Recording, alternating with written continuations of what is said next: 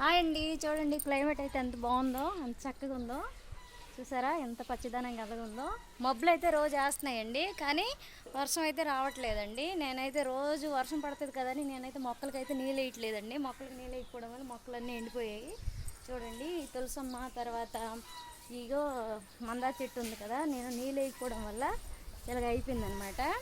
రోజు వర్షం వస్తుందిలే అని చెప్పేసి నేను నీళ్ళు వేయలేదు. ఈ 2 రోజులు డాబా పైకి నేను రావట్లేదు, నీళ్ళు వేయట్లేదు. ఎందుకంటే వర్షం వస్తుంది కదా, అప్పుడు బాగా తడుస్తాయిలే, బాగా ఎంజాయ్ చేస్తాయి అనుకున్నాను.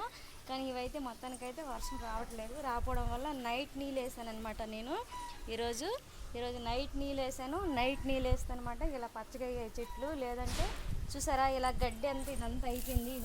ఇదంతా పీకాలి ఇందులో. ఎందుకంటే ఇలా ఉంచాను, అక్కడక్కడ చామంతి మొక్కలు ఉన్నాయన్నమాట. ఇందులో చామంతి మొక్కలు ఉన్నాయి కదా, అక్కడక్కడ ఇది పీకామనుకోండి ఈ మొక్కలు ఇంక ఊడిపోతాయి అని చెప్పేసి ఈ పీకట్లేదు నేను, అలా ఉంచాను.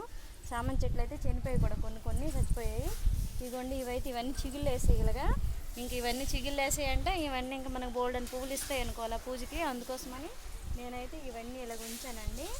ఇందులోన అంటే ఇదిగో ఈ గరిక అనమాట. మనం రోజు దీపం పెట్టుకున్నప్పుడు ఈ గరిక అనమాట నేను తీసుకెళ్తాను. నేను రోజు వర్షం పడుతుంది కదా, క్లైమేట్ ఇలాగ ఉంది కదా అనేసి అనుకుంటాను.